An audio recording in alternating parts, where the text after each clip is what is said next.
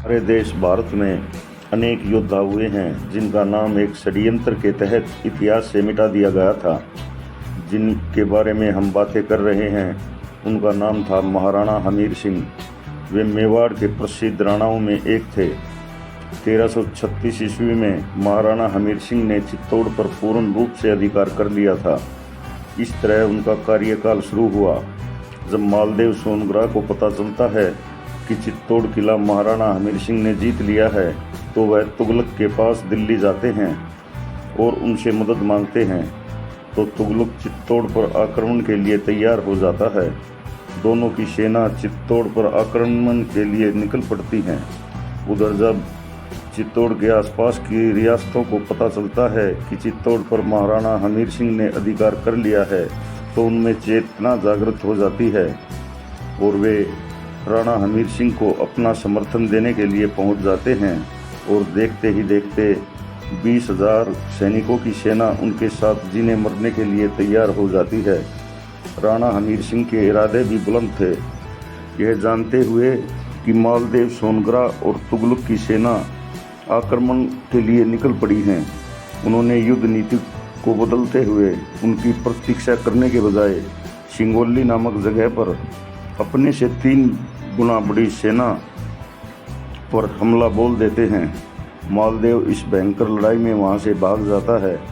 राजा हमीर सिंह तुगलक के पोते को युद्ध क्षेत्र में मार देते हैं और तुगलक को बंदी बनाकर चित्तौड़ ले आते हैं। 6 महीने तक तुगलक को पशुओं की तरह बंदी बनाकर रखा जाता है। तुगलक बार बार अपने जीवन की भीख मांगता है। तुगलक राणा हमीर सिंह को लिखित प्रस्ताव रखता है, अगर राणा हमीर सिंह उन्हें आज़ाद कर दे तो वे पूरा राजस्थान, हरियाणा, पंजाब से लेकर अफगानिस्तान तक की भूमि के साथ साथ 5,000 घोड़े, 500 हाथी और 5 लाख सोने की मुहरें देगा। जैसा कि पहले से पता है, अक्षमाशील होने के कारण हिंदू राजा अक्सर भावना में बह जाते हैं जो बाद में घातक सिद्ध होता है। इसी तरह एक बार फिर तुगलक को मुक्त कर दिया गया और राणा हमीर सिंह ने तुगलक को चेतावनी देते हुए कहा, देख तुगलक, यह मत समझना कि मैंने तुझे इसलिए मुक्त किया है कि तू चित्तौड़ पर दोबारा आक्रमण करेगा।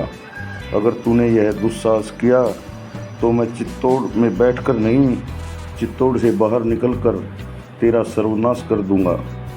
अमीर और तुगलक का यह संवाद सत्य और प्रमाणित है। कालांतर में मालदेव का पुत्र बनवीर अमीर की शरण में आकर उससे संरक्षण मांगता है।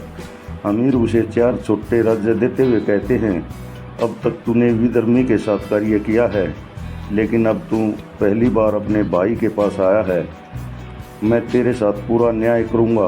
अब तुझे एकलिंगी जी और माँ भवानी के अलावा किसी के सामने सिर झुकाने की ज़रूरत नहीं है।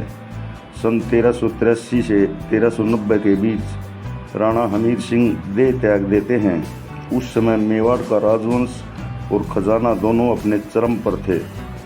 आप सोचिए, कितनी बड़ी साजिश के तहत इतिहास से महाराणा हमीर सिंह का नाम मिटा दिया गया था।